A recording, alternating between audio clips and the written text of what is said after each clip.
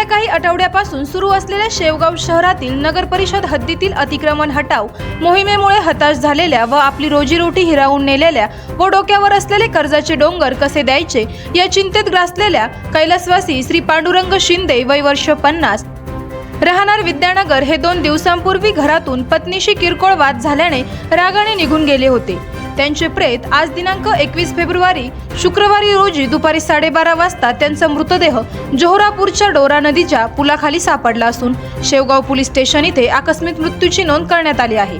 अतिक्रमणाचा बळी गेल्याने शेवगावकर हळहळ व्यक्त करत आहेत। प्रसंग कठीण आहे, परंतु सर्वांनी संयमाने राहून यातूनही प्रशासनाची चर्चा करून निश्चित मार्ग काढण्यासाठी अनेक व्यक्ती सामाजिक संघटना प्रयत्न करत आहेत। अतिक्रमण हटाव मोहिमेमुळे शेकडो लोकांचे संसार उघड्यावर आले आहेत, परंतु टोकाची भूमिका घेणे योग्य नाही, असे कॉम्रेड संजय नागरे म्हणाले।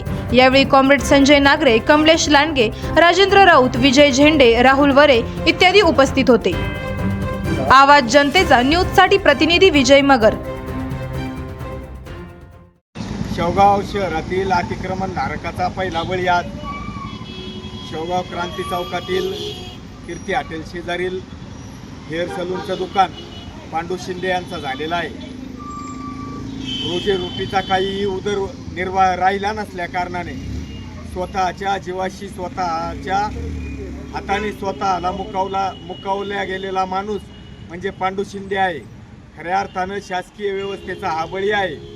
शेवगावात आजवर कोणत्याही महामार्गाला मंजुरी नसताना महामार्गातील अतिक्रमण काढवण्यात आलेले आहे। गोरगरीब सर्वसामान्य टपरीधारकांवर त्यांचं अतिक्रमण काढून उपासमारीची वेळ आणलेली ही परिस्थिती आज आहे। त्याच्यातील हा पहिला बळी आहे। माझी टपरीधारकांना विनंती आहे, या ठिकाणी आपण संघर्ष करू, पुनर्वसनाचा मुद्दा मांडू, पण कुणी या पद्धतीने आपल्या स्वतःचा बळी देऊ नये, या ठिकाणी अशी विनंती या ठिकाणी करण्यात येत आहे। आणि ज्या टपरीधारकांचा आज या ठिकाणी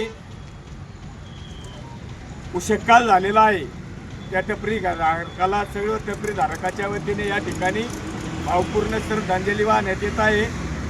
अखेरचा सलाम या टपरीधारकाला करण्यात येत आहे। करायचं आहे लाईव्ह कार्यक्रम किंवा आहे कसले आंदोलन, जनसामान्यपर्यंत पोहोचेल आपला हक्काचा आवाज, आवाज जनतेचा। बातमी व जाहिरातीसाठी संपर्क करा स्क्रीनवर दिलेल्या नंबरवर।